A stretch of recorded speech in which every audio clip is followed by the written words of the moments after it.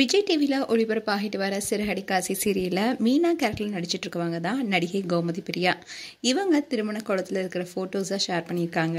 அதுலயும் தனக்கு விரைவில் திருமணம் நடக்க போகுது என்பது போல அந்த பதிவுல சில ஹேஷ்டேக்கும் கொடுத்திருக்காங்க. அதுதான் இப்ப பேசும் பொருளா இருக்கு. விஜய் டிவில டிஆர்பில முதலிடத்துல இருக்க சீரியல் தான் சிறகடி காசி சீரியல். இந்த சீரியலுக்கு ரசிகர்கள் மத்தியில நல்ல வரவேற்பு கிடைச்சிருக்கு. இந்த சீரியல்ல பூக்கொட்டும் பெண்ணா நடிகை கோமதி பிரியா நடிச்சிட்டு வராங்க. இவங்களுடைய சொந்த ஊர் மதுரை தான். மதுரையில நடுத்தர குடும்பத்தை சேர்ந்த கோமதி பிரியா சென்னையில படிச்சிட்டு இருக்கும் போது அவங்களுடைய குடும்ப சூழ்நிலை காரணமா பார்ட் டைமா ஒர்க் பண்ணிட்டு இருந்தாங்க. அண்ட் காலேஜ் படிச்சிட்டு இருக்கும் போது விஜய் டிவி நிகழ்ச்சியில ஆடியன்ஸா கலந்துக்கிட்டாங்க. அதுக்கப்புறமா சில ஆடிஷன்ல கலந்துகிட்ட போதான் அவங்களுக்கு சீரியல் நடிக்க வாய்ப்பும் கிடைச்சது.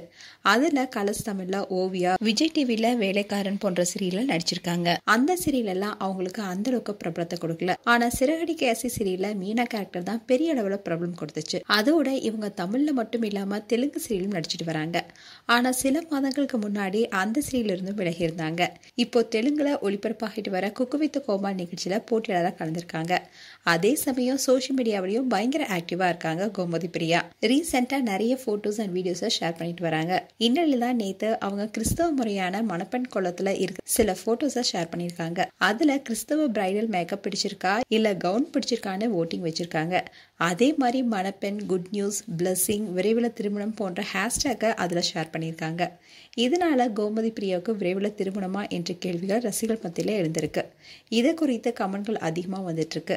அதோட யாரை நீங்க திருமணம் செஞ்சுக்க போறீங்க, இவ்வளவு சீக்கிரமா உங்களுக்கு திருமணம் நடக்க போதா என்ற கேள்விகளையும் கேட்டுட்டு வராங்க. ஆனா கோமதி பிரியா இது குறித்து எந்த விளக்கமுமே கொடுக்கல. மேலும் கோமதி பிரியா குறித்து உங்களுடைய கருத்துக்களை கமெண்ட் செக்ஷன்ல சொல்லுங்க. இது போன்ற வீடியோஸை பார்க்க நியூஸ் தமிழ் சேனலை சப்ஸ்கிரைப் பண்ணுங்க. மறக்காம நோட்டிஃபிகேஷன் பட்டனை கிளிக் பண்ணுங்க.